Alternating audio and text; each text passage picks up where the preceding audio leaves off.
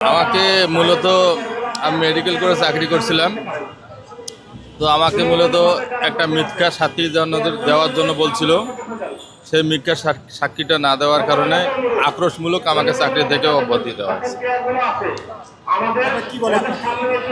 আমাকে বলছিল যে আমি যে যে নাম দেব সেই সব নামের তোমাকে মিথ্যা সাক্ষী দিতে হবে, যে তোমার এমআই রুমে যে অফিসার ছিল তাকে মারতে আসছিল।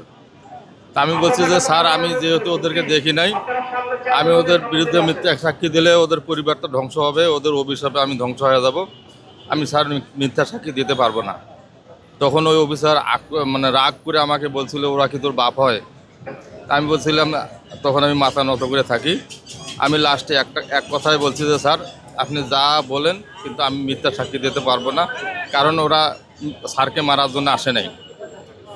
এই কথা বলাতে সে বলছে, ঠিক আছে, দেখবো তুমি কেমন করে চাকরি করো, তোমার চাকরি আমি খাওয়া দেবো। আমি বলছি, স্যার, আমার আল্লাহ আছে, আপনি যদি চাকরি খাওয়াও নেন, আল্লাহ রহমতে আল্লাহ আমাকে ভালোভাবে চালাবে। এই পরিপ্রেক্ষিতে আমাকে আজ বাড়িতে আসা লাগছে। তারপরে আপনার ফ্যামিলিটা কীভাবে চলছে? আমি ওইখানে মেডিকেল করেছিলাম, যেহেতু মেডিকেলে অনেক কিছু আমার জানা, তাই বাড়িতে এসে আর কোনো চাকরি বাকরি খোঁজ করে না করে আমি বর্তমানে পল্লী চিকিৎসক হিসাবে প্লাস ফার্মেসি ব্যবসা করে আপাতত জীবিকা নির্বাহ করতেছি। আমাকে খালি হাতে বাড়িতে পাঠানো হয়েছে, 1 টাকাও পেনশন দেওয়া হয়নি।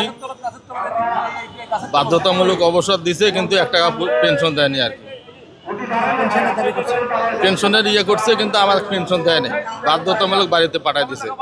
তারপরেও মনে করেন যে 2009 সালে যখন বিদ্রোহটা হয়েছিল, সেই সময়ে যারা জেল খাটছে তারা তো সাথে সাথে চাকরি চলে গেছে।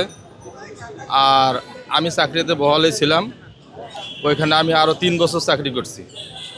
আমাকে দিনাজপুর থেকে পোস্টিং দেওয়া হলো বান্দরবন সাতকানিয়া হাসপাতালে। ওইখানে আমি 3 বছর চাকরি করি। ওইখানে 3 বছর চাকরি করার পরে হঠাৎ করে একদিন মেসেজ আসলো যে তোমাকে ব্যাগ অ্যান্ড ব্যাগেজ দিনাজপুর আসতে হবে। দিনাজপুর ব্যাগ অ্যান্ড ব্যাগেজ চলে যাই। ওইখানে গিয়ে শুনি যে তোমাকে বাড়িতে যাইতে হবে, তোমার চাকরি চলে গেছে। এরপরে আমাদেরকে অফিসে ডাকা হলো। ডাকার পরে ওই যে অফিসার আমাকে ওই কথা বলছিল, সেই অফিসার আমাকে একটা কাগজ ধরাই দিল। ওনার ইচ্ছা মতো লিখে ওইখানে একটা 300 টাকার স্ট্যাম্প দিছে। দেওয়ার পরে আমাকে বলছে যে শরীফ, তুমি এইটা পড়ে সিগনেচার দাও, আর যদি সিগনেচার না দাও তাহলে তোমাকে জেলে যাইতে হবে।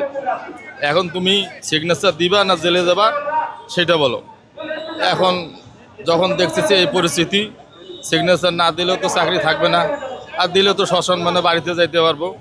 তো বাধ্য হয়ে সিগনেচার দিয়ে বাড়িতে চলে আসলাম। এটাই সিদ্ধান্ত।